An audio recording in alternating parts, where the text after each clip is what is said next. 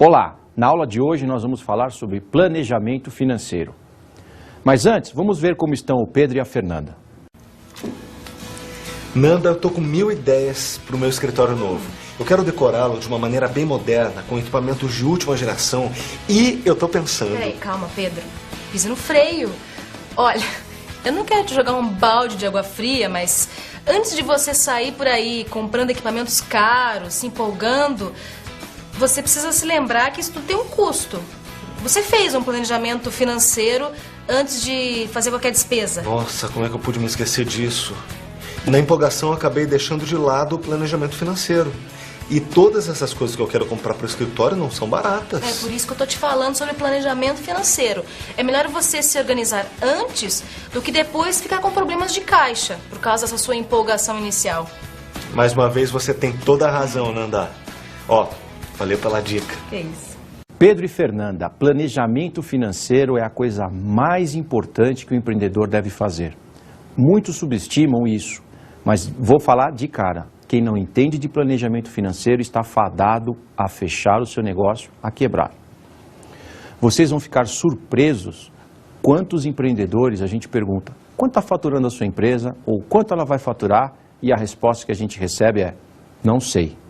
Porque ele acha que isso é irrelevante, que ao lançar o seu produto ou o seu serviço, o faturamento vai vir, a receita vai vir.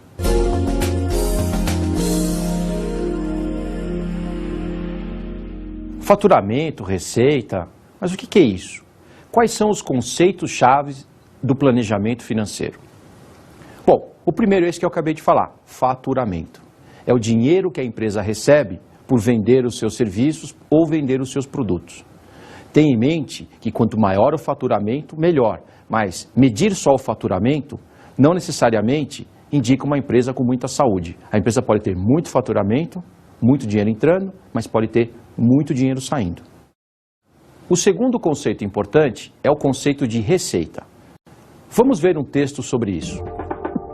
Receita é a recuperação dos investimentos, renda produzida por um bem patrimonial, parte positiva de um sistema de resultados, resultado de uma operação produtiva, provento ou remuneração por serviços.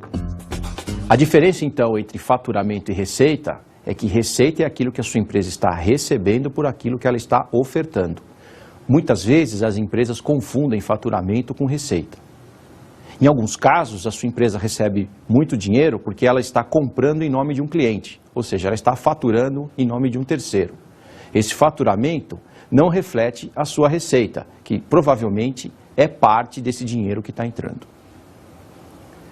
Um conceito de receita muito importante é o conceito de receita líquida, que é a receita menos as deduções que a sua empresa tem que fazer. Isso dá para você exatamente quanto você está ganhando. Muitos empreendedores não medem esse conceito. Isso é um erro fatal. Tem que medir a receita líquida sempre. Juntamente com a receita líquida, nós temos o conceito de receita operacional. Simplesmente falando, é o dinheiro que a sua empresa está gerando pela sua operação. Vamos imaginar, por exemplo, que você esteja vendendo livros. O dinheiro que você ganha vendendo livros, descontado, esquecendo os impostos ou remuneração de empréstimos, ou mesmo retirada dos sócios, é a receita operacional. Ela tem que ter um número positivo, ou seja, o dinheiro que você gasta para vender esse livro tem que ser sempre menor do que o preço que você vende. Esta diferença indica, por exemplo, se a sua empresa está gerando riquezas. Porque todo o resto de dinheiro que você vai ter que pagar, por exemplo, empréstimos ou remunerar investidores, vai acabar um dia. E se a receita operacional é positiva, significa que a sua empresa está gerando riquezas. Um outro conceito de extrema importância e muitas vezes desprezado pelos empreendedores é o conceito de despesa. Desprezado por dois motivos. O primeiro é que eles gastam demais, geram muitas despesas, e depois eles não sabem o que quer dizer, o que é realmente uma despesa. Despesas são os gastos que você tem na sua empresa. Comprar computador é despesa? Não, porque comprar computador é um investimento, vai gerar ativo para você que é um outro conceito muito importante que os empreendedores têm que ter na cabeça. Então, as despesas devem ser, primeiramente, muito controladas. Esse negócio de sair gastando porque o dinheiro está fácil, eu recebi dinheiro de investidor, isso é um erro muito complicado de ser gerenciado se for detectado muito tarde. As despesas são gastos com transporte, salários de funcionários, manutenção do seu escritório, como você fabrica o seu produto, gastos com o fornecimento dos seus serviços, tudo isso deve ser jogado dentro do conceito de despesas e medido pelo empreendedor. Despesas são gastos que dizem respeito diretamente à atividade da empresa. São necessárias para manter a fonte produtora do rendimento. Se você pegar faturamento, receita e despesa, você consegue calcular a coisa mais importante do empreendimento, que é o lucro. O lucro é o dinheiro que o seu negócio gerou. É o lucro que você vai colocar no bolso. Lucro pode ser calculado com a seguinte fórmula: receita menos despesas. Isso vai mostrar para você se o seu negócio está dando dinheiro ou se ele está perdendo dinheiro.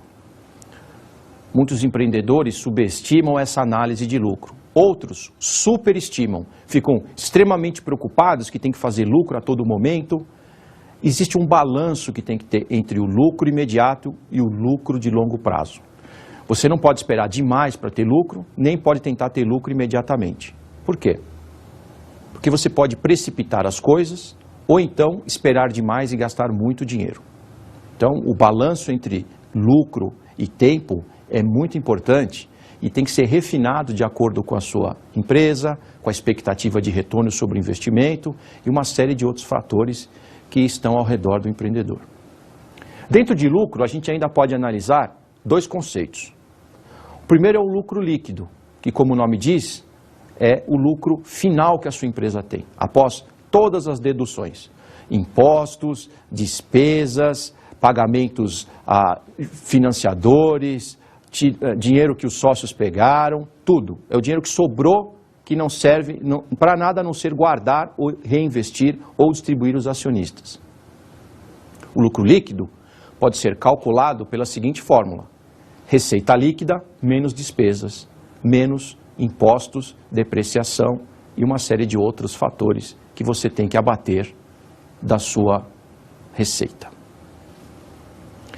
Mas existe uma outra coisa que às vezes passa despercebida pelo empreendedor, que é o que a gente chama de lucro operacional. Muitas empresas são analisadas pelo lucro operacional, que significa o quê? O quanto de dinheiro a operação da empresa está gerando. A operação é o que ela faz, o que ela oferece e todo o aparato que ela tem por trás para que essa oferta possa chegar ao mercado. Ter lucro operacional indica que a empresa está gerando dinheiro, gerando riqueza e que ela vai fazer com que os sócios fiquem mais ricos ou se tornem ricos pela primeira vez. Agora, nenhuma empresa sobrevive, aliás, ninguém sobrevive sem um outro conceito, o imposto. O imposto é a contribuição monetária devida por certas pessoas físicas ou jurídicas ao Estado, tendo fato gerador específico e servindo para a manutenção de suas atividades. Aliás, existe um ditado que diz o seguinte: na vida só temos duas certezas, que iremos morrer e que vamos pagar impostos. Não é diferente para as empresas. As empresas devem pagar impostos. Obviamente, cargas tributárias excessivas deixam as empresas não competitivas, mas isso não justifica o não pagamento de imposto. O não pagamento de imposto é crime e quem não paga deve ser punido. O imposto serve para ajudar a sociedade e serve também para ajudar as empresas. Se o imposto é usado dessa forma ou não, essa é uma outra discussão. E quem paga imposto tem todo o direito e obrigação de exigir que esse imposto volte em benefício. Tanto isso que imposto não é considerado despesa, porque ele deve retornar à empresa em formas de benefícios sociais ou de infraestrutura para que essa empresa possa florescer. Um dos conceitos mais utilizados hoje para analisar a performance de uma empresa é o que a gente chama de EBITDA ou LAGIDA, que quer dizer lucro antes de juros, impostos, depreciação e amortização. Isso faz com que a gente possa analisar se a operação da empresa está dando lucro. Porque muitas vezes é fácil manipular a receita, junto com as despesas, fica uma coisa muito confusa. O mercado criou então esse conceito que faz com que a gente veja se a empresa está dando dinheiro e ponha de lado as coisas que são importantes apenas para a formação dela e não para a operação do dia a dia. É como se a gente projetasse a empresa, o futuro, e tirasse todas as coisas que a gente pagou, que a gente investiu, para a criação da mesma. Por isso a gente não tem depreciação e nem amortização. Dá uma ideia se a operação está dando lucro. Então, é um conceito muito importante que a gente utiliza para saber se o nosso negócio está com a saúde. Alguns analistas preferem colocar na análise a depreciação e a amortização. O que é a depreciação? A depreciação é quando você, por exemplo, comprou computadores ou comprou móveis e você os utiliza. Durante o passar do tempo, esses móveis, esses computadores vão ficando velhos, eles vão depreciando. Isso tem que ser calculado, ou seja, a gente tem que saber quanto ainda esses computadores ou esses móveis podem ser utilizados, e isso entra no relatório financeiro da empresa. Então, alguns analistas querem olhar isso para saber se a empresa não está muito próxima de fazer um investimento considerável para conseguir continuar operando. É uma análise válida. A amortização é o pagamento que você faz para diminuir, para eliminar os empréstimos ou pendências financeiras que você tem na sua empresa. Esse conceito, que inclui a depreciação e a amortização, a gente chama de EBIT, ou Earnings Before Interest and Taxes, ou LAGIR, no português, de lucro antes de juros e impostos. Todos esses conceitos, de uma forma ou de outra, representam a visão de uma empresa que pode ser, de uma certa forma, manipulado. Essa manipulação nem sempre é intencional. Aliás, na maioria das vezes não é. É que não reflete necessariamente aquilo que o investidor quer saber. Baseado nisso, o mercado adota um outro conceito chamado de EVA, ou Economic Value Added, que basicamente indica a riqueza que a empresa gera. Por que isso? Ele leva em consideração o EBITDA menos o capital necessário que a empresa precisa para continuar se expandindo. Imagine que a sua empresa está num mercado em expansão e você precisa continuar investindo para ela acompanhar esse crescimento. Esse dinheiro tem que vir de algum lugar. Investidores querem saber se a sua empresa precisa de pouco ou muito capital para continuar crescendo. O EVA mostra o quanto de riqueza a sua empresa gera e se esse capital não está diluindo essa riqueza.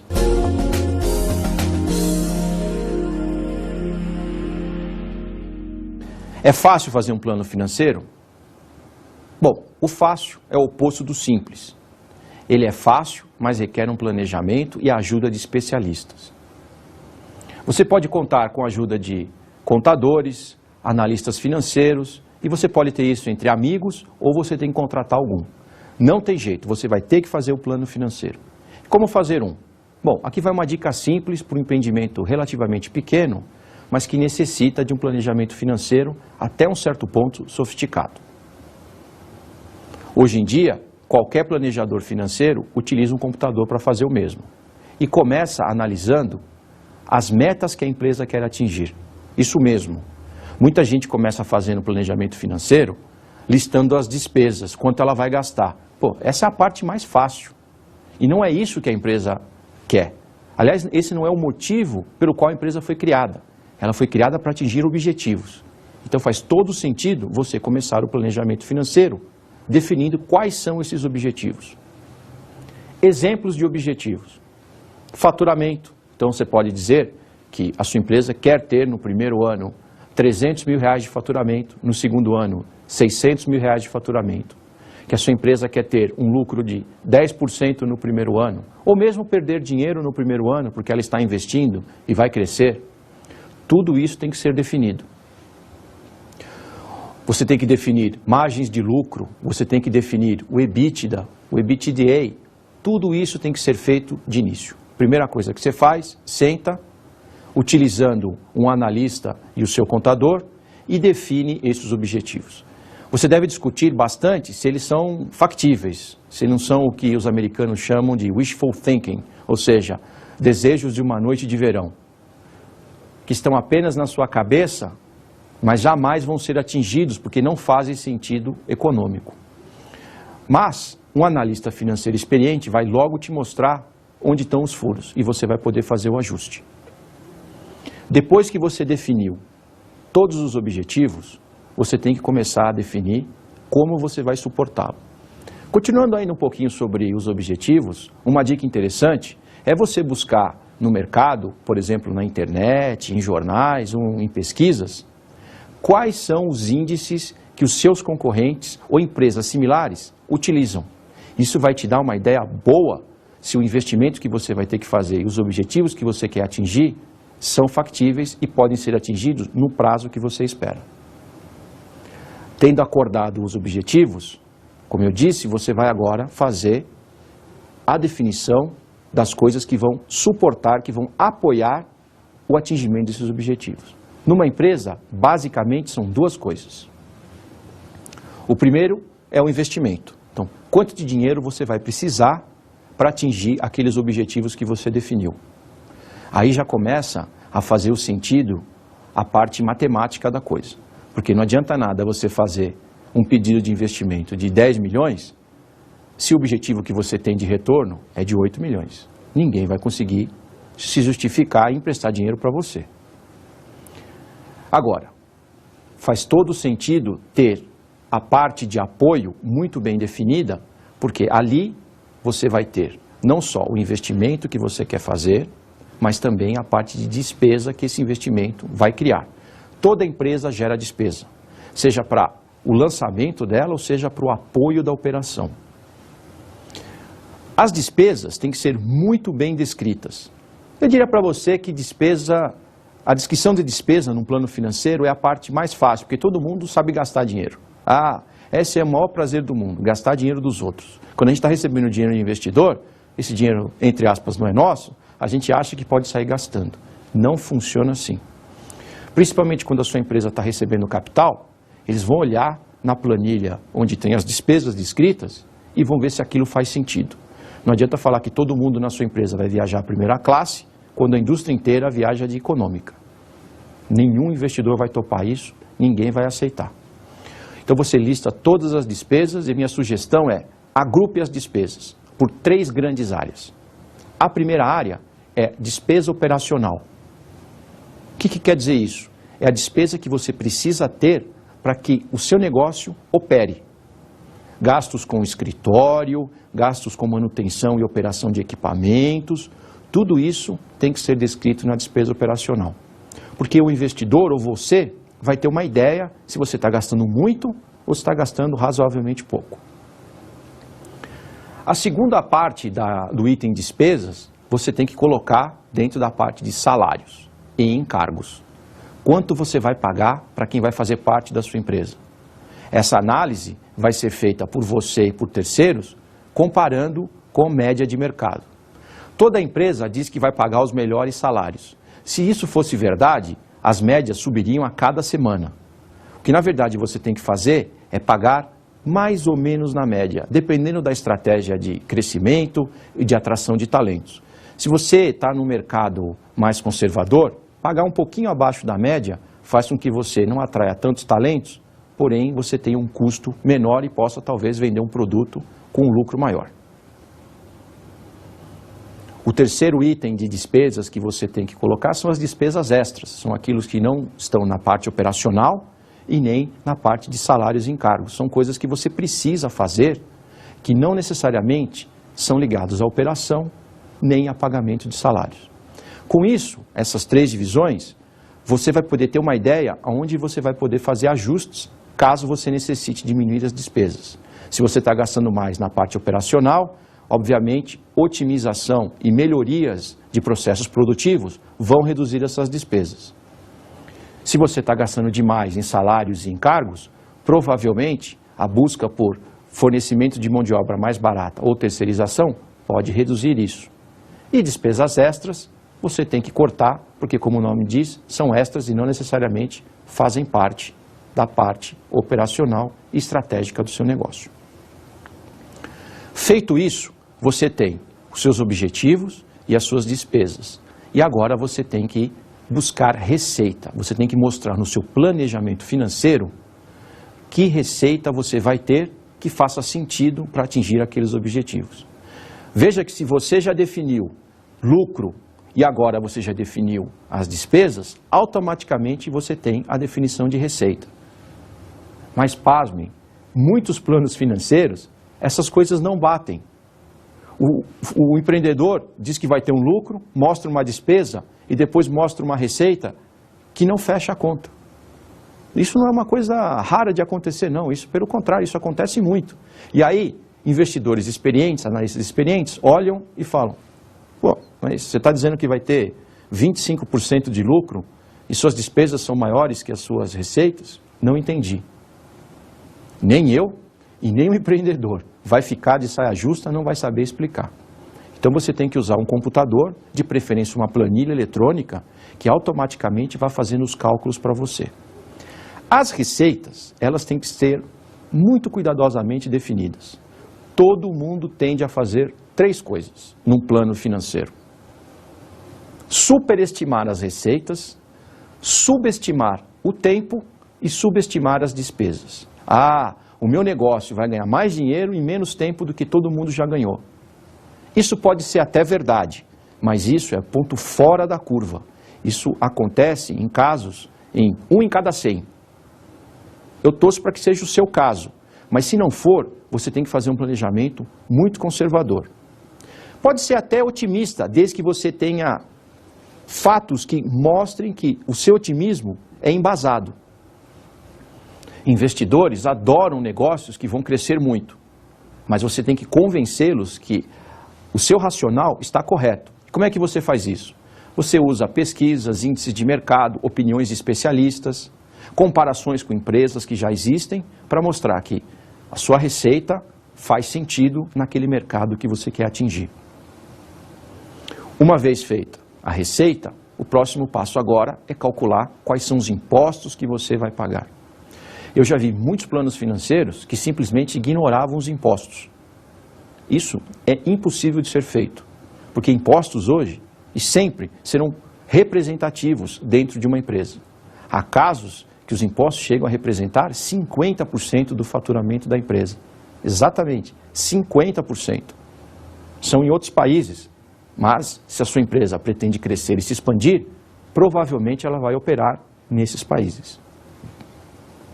Os impostos não podem ser subestimados porque eles marcam a diferença entre uma empresa competidora e uma empresa fracassada.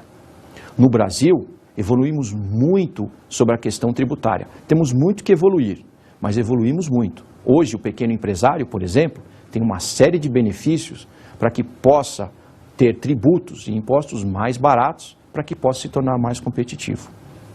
Independente se o imposto é caro, se o imposto é baixo, se o imposto é alto, se o imposto vai ser pago em dia X ou Y, ele deve entrar no plano financeiro e deve ser explicado detalhadamente, não só a quantia, mas quando ele vai ser pago. Aliás, essa é uma das coisas que muitos empreendedores subestimam. Como você vai pagar e como você vai receber. Isso traz uma pergunta que todo mundo deveria fazer. Como eu faço para medir se a minha empresa está indo bem e se o meu plano está adequado? Para isso, nós temos os relatórios financeiros que nós vamos ver agora.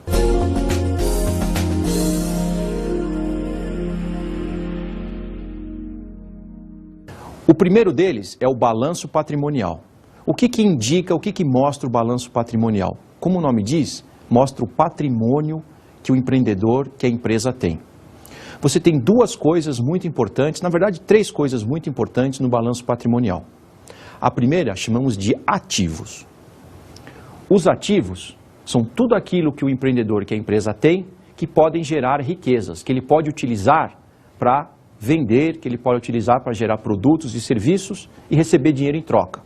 Equipamentos, imóveis, tecnologia, tudo isso pode ser utilizado para gerar dinheiro. Isso a gente chama de ativos.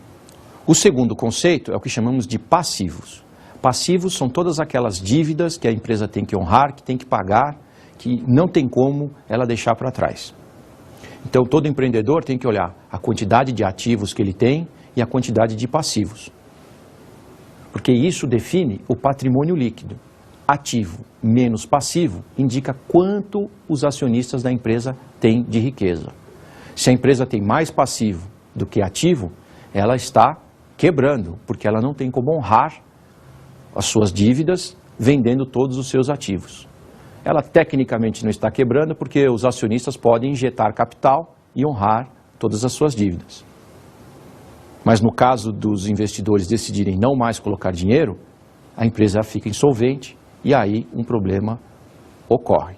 Portanto, o balanço patrimonial tem que ser sempre analisado para saber se a empresa está adquirindo patrimônio ou ela está perdendo patrimônio.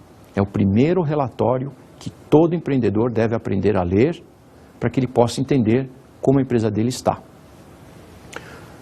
O segundo relatório é o que a gente chama de demonstração de resultado. A demonstração de resultado mostra como a sua empresa está se comportando em relação à sua operação, às vendas.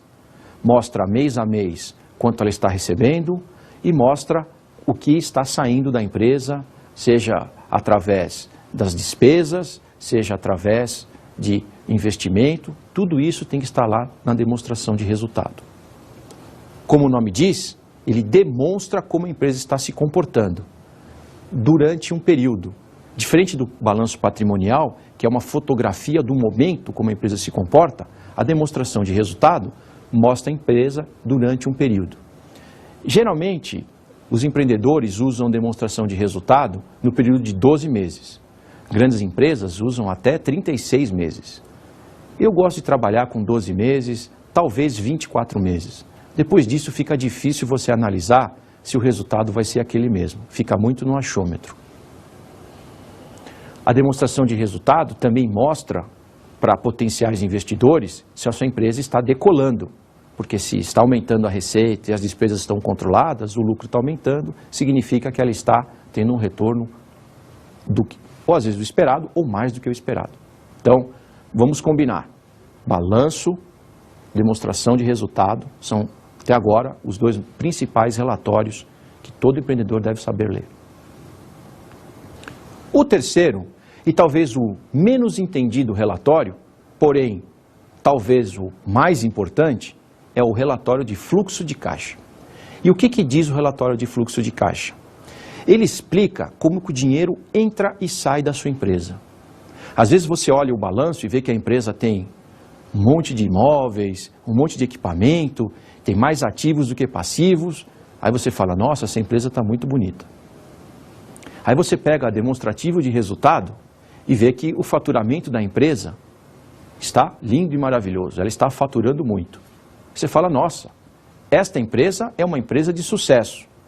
Calma lá, você tem que dar uma olhada no fluxo de caixa. Por quê? Porque às vezes essa empresa está vendendo, mas não está recebendo.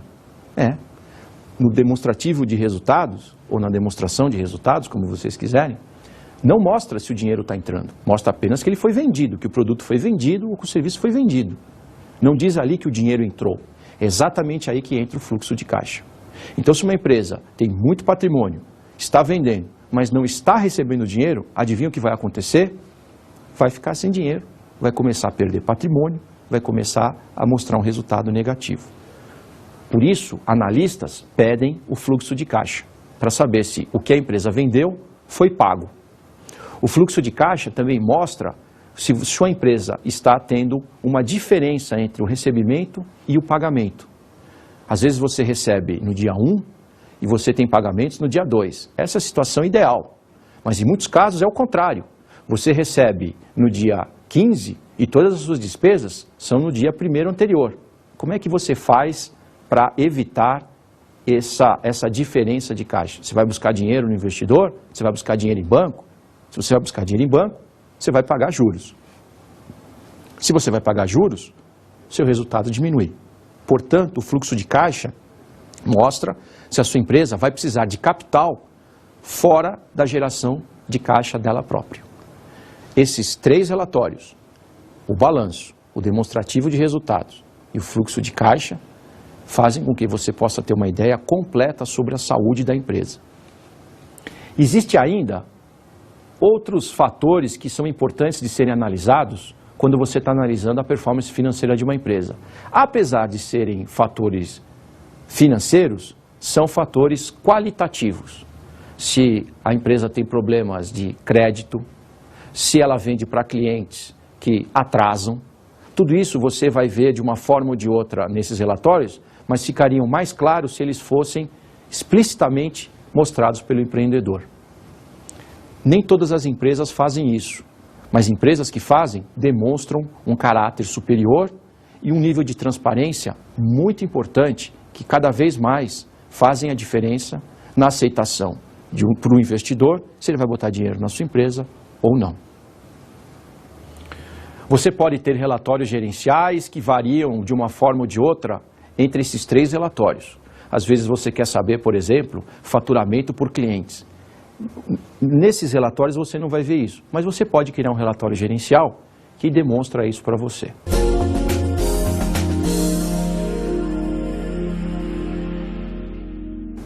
Não subestime a importância do planejamento financeiro. Vamos ver o trecho de um filme agora, de uma pessoa que subestimou e deixou para lá, deixou na mão de terceiros o planejamento financeiro do seu dinheiro. Little consolation, but you're not the only one who got taken, Miss Gunn.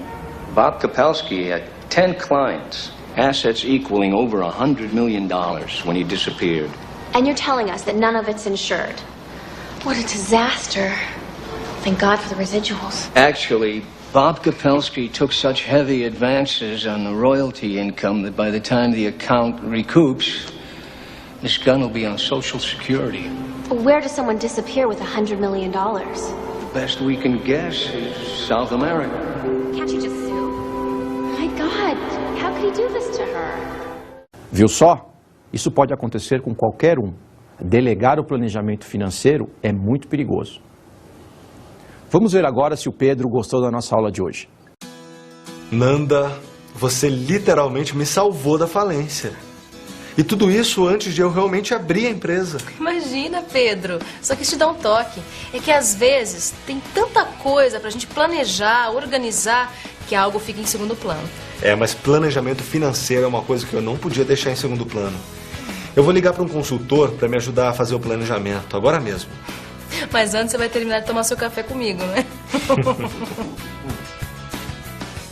É isso aí, Pedro. Não deixe para depois o seu planejamento financeiro. Vamos ver agora a trajetória de mais um empreendedor de sucesso, Armínio Fraga.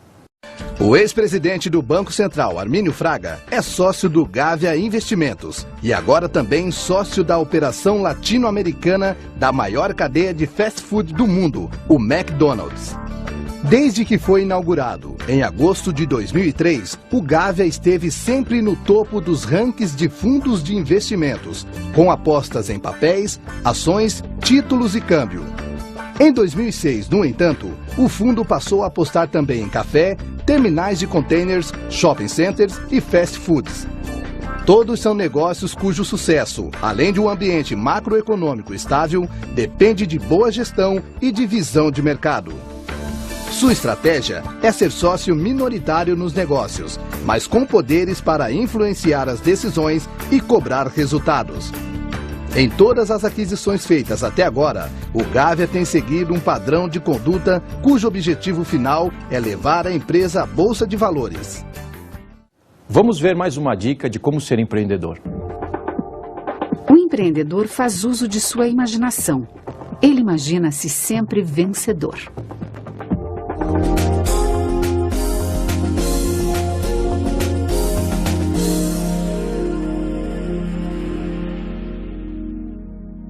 A dica de estudo da nossa aula de hoje são os cursos de planejamento financeiro do Sebrae.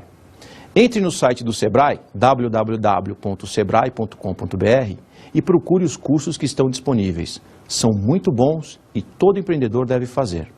Carpe diem!